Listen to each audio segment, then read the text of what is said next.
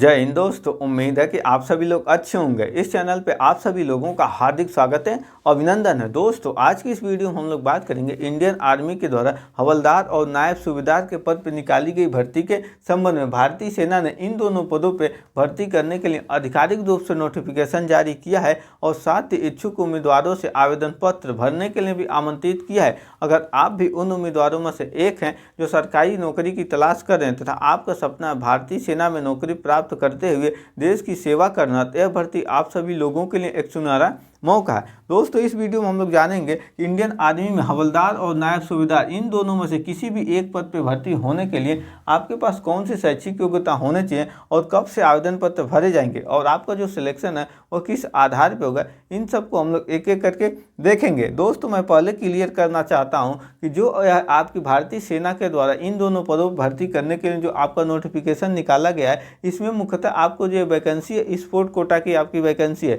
यानी यह आपकी नॉर्मल भर्ती नहीं है। जो उम्मीदवार यानी जिन उम्मीदवारों के पास स्पोर्ट में सर्टिफिकेट है वही उम्मीदवार इस भर्ती के लिए आवेदन कर सकते हैं। तो आगे हम लोग समझेंगे कि कौन कौन से स्पोर्ट वाले इस भर्ती के लिए आवेदन कर सकते हैं और स्पोर्ट में आपके पास कौन सा सर्टिफिकेट रहेगा, तब आप इसके लिए योग्य होंगे। अगर आप चैनल पर नए हो तो चैनल को जरूर सब्सक्राइब करिए और अपने दोस्तों के साथ भी ज़्यादा से ज़्यादा शेयर करें। और मेरा छोटा सा रिक्वेस्ट है कि आपसे लोग वीडियो को अंत तक जरूर देखिएगा। इसमें जो आपका शैक्षिक योग्यता है, तो आप किसी भी विषय से न्यूनतम योग्यता जो आपसे मांगा है कक्षा 10 पास, यानी आपके पास कक्षा 10 पास होना अनिवार्य है। और जो आपका स्पोर्ट कैटेगरी है, इसमें एथलेटिक्स स्पोर्ट है, इसमें आपका 100 मीटर का इवेंट है, 200 मीटर का है, हंडल्स है, जंप है, थ्रो है, रेस और वॉकिंग है, ये सारे इवेंट आपके एथलेटिक्स में है। इसके अलावा जो आपका अगला स्पोर्ट है टीम स्पोर्ट है, इसमें आपका बास्केटबॉल है, फुटबॉल है, हॉकी है, हैंडबॉल है, वॉलीबॉल है और कबड्डी है। इतने सारे आपके टीम स्पोर्ट के हैं। और साथ ही आपको कॉम्बैट स्पोर्ट में बॉक्सिंग है, अगर आप बॉक्सिंग से खेलते हैं तो भर सकते हैं,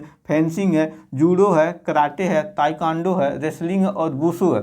यानी यह जो आपका मैं नाम ले रहा हूँ, जैसे जूडो है, कराटे है, ताइक्वांडो है, तो ये सारे आपके स्पोर्ट के अलग अलग कैटेगरी है। तो इसमें से कोई भी स्पोर्ट आपके पास रहेगा, यानी जिस स्पोर्ट से आप खेल रहे हैं उस स्पोर्ट से आप आवेदन कर सकते हैं। इसके अलावा आपका वाटर स्पोर्ट में स्विमिंग है, डाइविंग है, कायाकिंग है, कैनोइंग है, सेलिंग है, यह सारे आपके वाटर स्पोर्ट में आते हैं। और अदर स्पोर्ट में जो आपका है तीरंदाजी है, जिम्नास्टिक है और आपका शूटिंग है और वेट लिफ्टिंग है, यह सारे आपके स्पोर्ट हैं। इनमें से जिस स्पोर्ट में आपके पास सर्टिफिकेट है उस स्पोर्ट से आप आवेदन कर सकते हैं। भर्ती के लिए आपकी उम्र भी मायने रखती है, जिसमें आपकी जो न्यूनतम उम्र है 17 साल 6 महीने, यानी 17.5 साल आपकी मिनिमम उम्र होनी चाहिए। और जो आपका मैक्सिमम उम्र है 25 साल है, इससे अधिक नहीं होना चाहिए, यानी 17.5 से 25 साल के बीच में उम्र होनी चाहिए। जो आपकी उम्र की जन्मतिथि है उम्मीदवार को 31/3 यानी 31 मार्च 2001 की जो न्यूनतम पहली जन्मतिथि है और साथ ही 1 अक्टूबर 2008 इसके बीच में अगर आपकी जन्मतिथि है तो आप इस भर्ती के लिए आवेदन कर सकते हैं। और सबसे खास बात कि इस भर्ती में केवल अविवाहित कैंडिडेट ही आवेदन करेंगे। यह जो भर्ती है मेल और फीमेल दोनों कैंडिडेट के लिए है, यानी आपकी शादी नहीं हुई रहेगी, आप अविवाहित रहेंगे, अनमैरिड रहेंगे, तभी इस भर्ती के लिए आवेदन कीजिएगा। अगर आप दोस्तों, अब हम लोग समझते हैं कि इस पद के लिए यानी जो इंडियन आर्मी में आपकी भर्ती निकली हवलदार और नायब सूबेदार के इन दोनों पदों के लिए आपके पास कौन कौन सा स्पोर्ट्स सर्टिफिकेट होना चाहिए, इसके बारे में देखते हैं। अगर आप हवलदार के लिए आवेदन करते हैं, जो आपके पास स्पोर्ट्स सर्टिफिकेट होना चाहिए, इसमें आपका इंडिविजुअल इवेंट है, यानी इंडिविजुअल इवेंट, टीम इवेंट और खेलो इंडिया, इन तीनों में से कोई भी सर्टिफिकेट आपके पास रहेगा तो आप आवेदन कर सकते हैं। तो इंडिविजुअल इवेंट में आप जूनियर और सीनियर लेवल पे स्टेट चैंपियन अगर आपने क्वालिफाई किया है, स्टेट चैंपियन आपने जीता है, यानी आप स्टेट चैंपियन है और आपके पास सर्टिफिकेट है, तो हवलदार के लिए आवेदन कर सकते हैं। अगर यह नहीं है तो अथवा अगर आपने इंडिया यानी भारत का प्रतिनिधित्व अंतर्राष्ट्रीय स्तर पे किए, यानी कहीं विदेश में गेम हो रहा है वहाँ पे आप खेलने गए हैं और वहाँ पे आपने भारत का प्रतिनिधित्व किया है, तब भी आप आवेदन कर सकते हैं। इसके अलावा आपका टीम इवेंट में आपका राष्ट्रीय और अंतर्राष्ट्रीय गेम में अगर आपने स्टेट और देश यानी राज्य से या नेशनल लेवल से गए हैं खेलने, तभी आप आवेदन कर सकते हैं। इसके अलावा जो आपका खेलो इंडिया गेम होता है, इसमें अगर आपने खेलो इंडिया यूथ गेम के अंतर्गत मेडल प्राप्त किया है या यूनिवर्सिटी लेवल पे, यानी जो विश्वविद्यालय स्तर के गेम होते हैं, उन गेमों में अगर आपने मेडल प्राप्त किया है तब भी आप आवेदन कर सकते हैं। ये तो रहा आपके हवलदार पद के लिए। अगर आप नायब सूबेदार पद के लिए आवेदन करते हैं, भारतीय सेना में नायब सूबेदार बनना चाहते हैं, इसके लिए जो आपके पास स्पोर्ट्स सर्टिफिकेट होना चाहिए। तो इसमें आपका विश्व और एशियन चैंपियनशिप में अगर आपने मेडल जीता है तो आवेदन कर सकते हैं। यानी जो आपका वर्ल्ड लेवल पे गेम होता है और जो एशियन लेवल पे गेम होता है, इसमें आपने चैंपियनशिप का मेडल जीता है तो आवेदन कर सकते हैं। इसके साथ ही अगर आपने एशियन गेम, कॉमनवेल्थ गेम और वर्ल्ड कप में कोई भी मेडल जीते हैं, किसी भी तरह का, यानी कोई भी मेडल रहे, आपके पास मेडल है तो आप इसके लिए आवेदन कर सकते हैं। वहीं पे आप अगर एशियन लेवल पे जो गेम होता है, कॉमनवेल्थ जो गेम है और वर्ल्ड कप जो गेम है, इन गेमों में से किसी भी गेम में अगर आप भारत की तरफ से प्रतिनिधित्व किए हैं तब भी आप आवेदन कर सकते हैं। इसके अलावा अगर आपने ओलंपिक गेम में भारत का प्रतिनिधित्व किए हैं तब नायब सूबेदार पद के लिए आवेदन कर सकते हैं। तो यहाँ तक तो आप सभी लोगों को क्लियर हो गया होगा। अब हम लोग समझते हैं, अगर आपका इन दोनों पदों में से जिस पद के लिए आपने आवेदन किया था इसमें से किसी भी एक पद पे आपकी नौकरी लग जाती है तो आपको वेतन कितना मिलेगा। तो आपको जो वेतन मिलेगा, हवलदार पद पे आपका लेवल 5 का वेतन है, मुख्यतः आपको 50,000 से ऊपर ही आपकी ग्रॉस सैलरी सब कुछ जोड़ के जाएगी। इसके अलावा जो नायब सूबेदार पद का वेतन है, लेवल 6 का वेतन है, इसमें आपका 60,000 से ऊपर ही आपकी सैलरी जाएगी। तो यहाँ तक तो आप सभी लोगों को क्लियर हो गया होगा। दोस्तों, जो यह भर्ती है मुख्यतः इसके जो आवेदन का प्रोसेस है यह सबसे इम्पॉर्टेंट है, क्योंकि इसमें जो आपका आवेदन होगा वह ऑनलाइन आवेदन नहीं होगा, आपको ऑफलाइन आवेदन करना होगा। तो आगे हम लोग समझेंगे कि आपको ऑफलाइन आवेदन किस पते पर करना होगा और साथ ही आपको इस भर्ती का एप्लीकेशन फॉर्म कहाँ से प्राप्त होगा।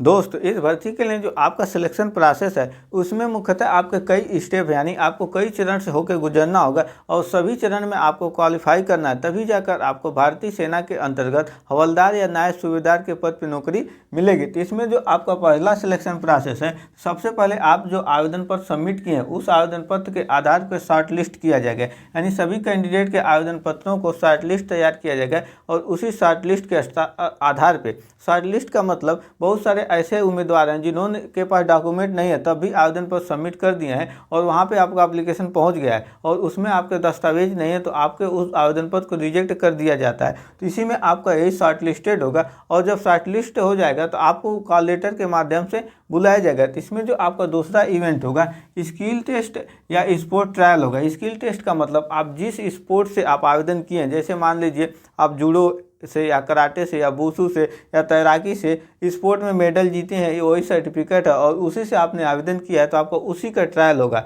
यानी आपको स्विमिंग का ट्रायल होगा, जूडो का ट्रायल होगा, वुशु का ट्रायल होगा, ताइक्वांडो का ट्रायल, जो भी आपके स्पोर्ट है उसी स्पोर्ट का आपसे परीक्षा ली जाएगी। इसमें जो आपका तीसरा इवेंट है पीएसटी यानी फिजिकल स्टैंडर्ड टेस्ट, इसमें जो उम्मीदवार हैं उनकी जो हाइट है 170 सेंटीमीटर होनी चाहिए और जो वेस्टर्न प्लेन एरिया के हैं और जो हिमालय एरिया के कैंडिडेट हैं उनकी जो हाइट है 163 सेंटीमीटर रहेगा तभी काम चलेगा। इसके अलावा जो आपका पीएफटी यानी फिजिकल फिटनेस टेस्ट है, इसमें जो पुरुष उम्मीदवार हैं उन्हें 1.6 किलोमीटर की दूरी 5 मिनट 45 सेकंड के अंदर पूरा करना होगा, यानी 1600 मीटर दौड़ उन्हें 5 मिनट 45 सेकंड में पूरा करना होगा। साथ ही उन्हें पुरुष उम्मीदवार को 9 फीट का जो गड्ढा होता है उसे भी कूदना होगा। इसके अलावा जिग जैग बैलेंस का एक टेढ़ी मेढ़ी लकड़ी होती है, उसे जिग जैग बैलेंस यानी उस पर चलवाया जाएगा। ये तो आपके पुरुष उम्मीदवार के लिए इवेंट था। और जो महिला उम्मीदवार हैं उन्हें भी 1600 मीटर की दौड़ लगाने होंगे, परंतु इन्हें 8 मिनट के अंदर पूरा करने होंगे 1600 मीटर और इन्हें लंबी कूद 10 फीट कूदना होगा। अगर उससे कम कूदेंगे तो डिस्क्वालीफाई और हाई जंप इन्हें 3 फीट ऊंची कूदना होगा। ठीक, यहाँ तक तो आप सभी लोग क्लियर हो गया। जब आप इन दोनों इवेंट में सफल हो जाएंगे तो आपका डॉक्यूमेंट वेरिफिकेशन होगा, यानी आपके सभी दस्तावेजों का सत्यापन किया जाएगा, कहीं तो आपने फर्जी दस्तावेज लगा के नौकरी तो नहीं आप ले रहे हैं। इसके बाद आपका मेडिकल टेस्ट होगा और मेडिकल टेस्ट होने के बाद जो आपका फाइनल मेरिट लिस्ट बनेगा वह आपके स्किल ट्रायल पे होगा, यानी जो आपका स्पोर्ट में जो ट्रायल हुआ है उसी में आपको नंबर दिए जाएंगे और उसी के आधार पर आपका सिलेक्शन होगा। ये तो रही आपके सिलेक्शन प्रक्रिया के बारे में, परंतु उसके पहले आपको आवेदन करना होगा। जब आवेदन करेंगे तभी तो आप यहाँ तक पहुँचेंगे। तो आवेदन करने के लिए जो इसमें आपका मोड है वो ऑफलाइन मोड है, यानी आप ऑफलाइन आवेदन करना होगा। आपको बाई पोस्ट से आपको आवेदन पत्र अपने भेजने होंगे, जिसकी अंतिम जो तिथि है 15 दिसंबर 2025, यानी जो आपका एप्लीकेशन फॉर्म है 15 दिसंबर 2025 से पहले आपको इस पते पे भेजना होगा। तो आप बाई डाक यानी पोस्ट से करेंगे, स्पीड पोस्ट से तभी जा पाएगा। तो इसमें जो आपका स्पीड पोस्ट में पता भेजने का है, यानी किस पते पे आप आवेदन पत्र को आप भेजेंगे, तो आप लिफाफे पे अपने इसी पते को लिखिएगा, जिसमें आपका है यहाँ लिखिएगा to the directorate of PT and sport, general staff branch IHQ of MOD bracket में army, room number 747 A wing, Sena Bhawan, PO new Delhi 110011, ये आपका पिन कोड है। इसी पते को आप लिफाफे पे लिखिएगा और बाय पोस्ट इसको इसी पते पे भेज दीजिएगा। लेकिन आपको एप्लीकेशन फॉर्म मिलेगा कहाँ? तो एप्लीकेशन फॉर्म पाने के लिए आप सभी लोगों को डिस्क्रिप्शन में लिंक मिल जाएगा, वहाँ से नोटिफिकेशन को डाउनलोड कीजिएगा और उसी नोटिफिकेशन में आपको एप्लीकेशन फॉर्म भी मिल जाएगा। वहाँ से आप एप्लीकेशन फॉर्म प्रिंट करा के जितने भी आपसे उसमें मांगे हैं, जो भी आपसे सूचनाएं मांगी हैं, उसे आप फिलअप कीजिएगा और फिलअप करने के बाद आप अपने सभी शैक्षिक दस्तावेज, जात, निवास और आधार कार्ड और बाकी जो आपका स्पोर्ट का ट्रायल सर्टिफिकेट है सभी का फोटोकॉपी कराइएगा और सेल्फ अटेस्टेड करा लीजिएगा। और सेल्फ अटेस्टेड कराने के बाद इसी पते पे आप बाय पोस्ट भेज दीजिएगा। हालांकि आपको याद है, आप उसी हिसाब से भेजिएगा कि 15 दिसंबर से पहले आपका जो एप्लीकेशन फॉर्म है इस पते पे पहुँच जाए, तभी जाकर आपका एप्लीकेशन एक्सेप्ट होगा। तो आई होप आप सभी लोगों को आज का वीडियो अच्छे समझ में आया होगा। मिलेंगे इसी तरह के जॉब रिलेटेड नेक्स्ट वीडियो में। जय हिंद।